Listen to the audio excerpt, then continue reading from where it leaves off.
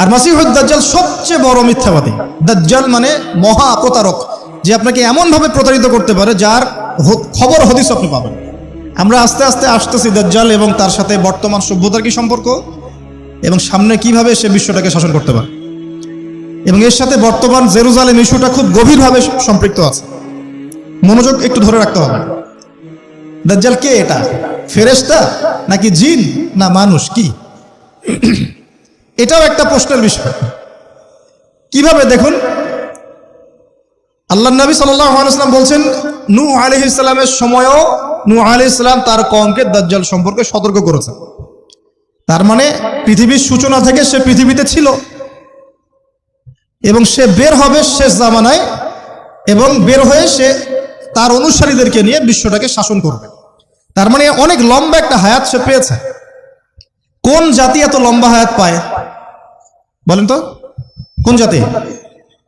মানব জাতি এত লম্বা হায়াত পায়? এই একটা মিস্টেরিয়াস ক্যারেক্টার দাজ্জাল। সে কি?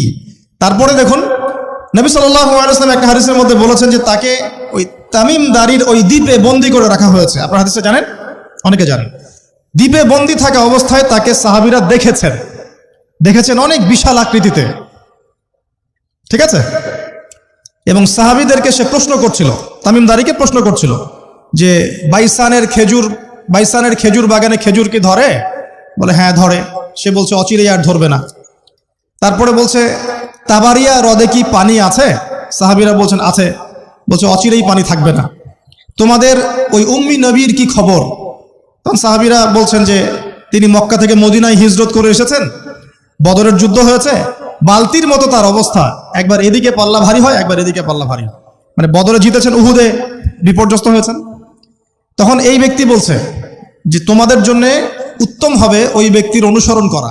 দাজ্জাল এই কথা বলছে, তোমাদের জন্য উত্তম হবে ওই উম্মি নবীর অনুসরণ করা। তখন সাহাবীরা জিজ্ঞাসা করছেন আপনি কে? তো সে বলছে যে আমি হচ্ছি দাজ্জাল। আমাকে অচিরেই এখান থেকে মুক্ত হওয়ার অনুমতি দেওয়া হবে, তখন আমি এই পৃথিবীটাকে শাসন করব। তো এখানে সাহাবীরা দেখে আসছেন, যারা দেখে আসছেন তারা পরে ইসলাম কবুল করেছেন। তখন তারা মুসলিম ছিলেন না, খ্রিস্টান ছিলেন। কথা বুঝতে পারছেন? তাহলে এখানে আমরা তাকে একটা বিশাল দেহি দেখলাম, শিকল দিয়ে বন্দী। আবার নবী সাল্লাল্লাহু আলাইহি ওয়াসাল্লাম একদিন মদিনার মধ্যে উমর রাদিয়াল্লাহু আনহুকে নিয়ে হাঁটছেন, সহিহ মুসলিমে আছে। খবর পাওয়া গেল যে মদিনায় একটা যুবক ছেলে আছে, ইহুদি মায়ের সন্তান একটা যুবক ছেলে, যার চুলগুলা কোকড়ানো, চোখটা একটু ফোলা, যার আলামতগুলো দাজ্জালের সাথে মিলে যাচ্ছে। তখন নবী সাল্লাল্লাহু আলাইহি ওয়াসাল্লাম ওমর ইবনুল খাত্তাবকে নিয়ে ওদের বাসায় গেলেন। দেখলেন খেজুর বাগানে সে বসে আছে।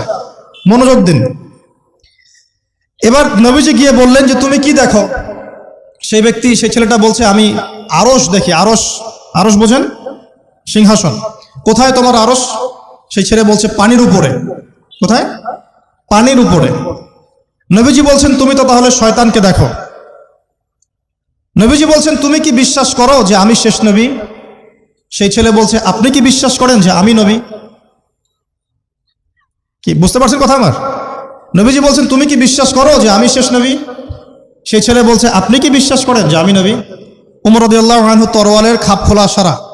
তিনি বললেন যে ইয়া রাসূলুল্লাহ অনুমতি দেন, এর গর্দানটাকে নামাই দিই, বেয়াদব, আপনার সাথে বেয়াদবি করছে।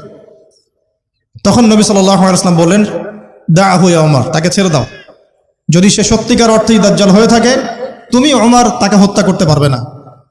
কেন হত্যা করতে পারবেন না? কারণ দাজ্জালের নিহত হওয়া লেখা আছে ঈসা আলাইহিস সালামের হাতে। কার হাতে? ঈসা আলাইহিস সালাম যখন আসবেন, এই প্যালেস্টাইনের বাবে লুদ নামক জায়গায় দাজ্জালকে মারা হবে। ঠিক আছে কথা? তাহলে ওমর তুমি তাকে হত্যা করতে পারবে না। আর যদি সে দাজ্জাল না হয়ে থাকে, নিরপরাধ মানুষকে হত্যা করে কোনো লাভ নাই। এখানে চান্স নেওয়া হলো 50-50। এক হাদিসে আপনি দেখছেন নবীজি বলছেন নূহ আলাইহিস সালাম তার কওমকে দাজ্জাল সম্পর্কে সতর্ক করেছেন। এক হাদিসে নবীজি বলছেন সে বের হলে 40 দিন বিশ্ব শাসন করবে। প্রথম দিন 1 বছর, দ্বিতীয় দিন 1 মাস, তৃতীয় দিন 1 সপ্তাহ, বাকি দিন আমাদের মতো। আরেক হাদিসে নবীজি বলছেন তামিম দারি দেখে এসেছে তাকে কোথায়? দ্বীপে বন্দী অবস্থায়, সে ছাড়া পাবে অচিরেই। আবার এখানে নবী সাল্লাল্লাহু আলাইহি ওয়াসাল্লাম মদিনাতেই একটা যুবক ছেলেকে দাজ্জাল মনে করে ইনভেস্টিগেট করলেন। আপনার কাছে কি সাবজেক্টটা সহজ মনে হচ্ছে না কঠিন? খুব সহজ কি কঠিন, চিন্তা করতে হবে কি হবে না? এতই জটিল একটা ক্যারেক্টার।